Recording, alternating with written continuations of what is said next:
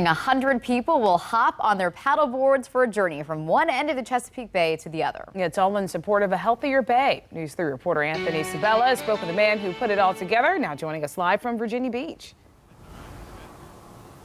Yeah, and in a couple of hours, I'm told these paddleboarders are going to be taking off from Havre de Grace, Maryland, about 200 miles that away for the start of their 8-day trip, which will end at Fisherman's Island in the Atlantic Ocean here across the mouth of the bay. Now, last year, you might remember the story of Chris Hopkinson. It's one we covered last September. The Maryland man hopped on his paddleboard and paddled the length of the bay all by himself in support of oyster recovery. It's a story that we told in the beginning, we told afterwards, kind of followed the whole journey, and he wound up raising $190,000.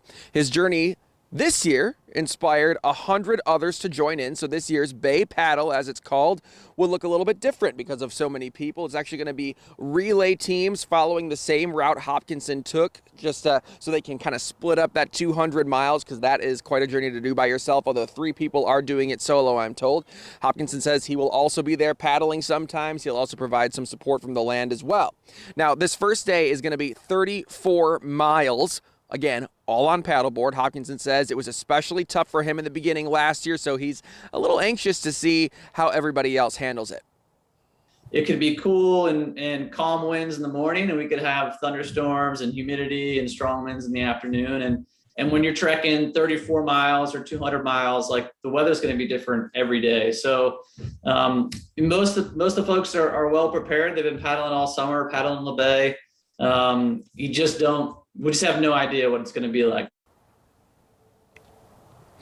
Now, this year's Bay Paddle benefits not only the Oyster Recovery Partnership, but also the Chesapeake Conservancy, which takes care of wildlife all around the bay. Now, remember, one oyster can filter as much as 50 gallons of water a day. And a $10 donation, $10 can put 1,000 oysters in the bay. So when you think about how he raised $190,000 last year, that's a heck of a lot of oysters and much cleaner water for all of us who live here along the Chesapeake Bay. Now, the goal this time around is to raise $200,000. I'm told they're just about halfway there at this point, so hoping to raise the other half over the next 8 days.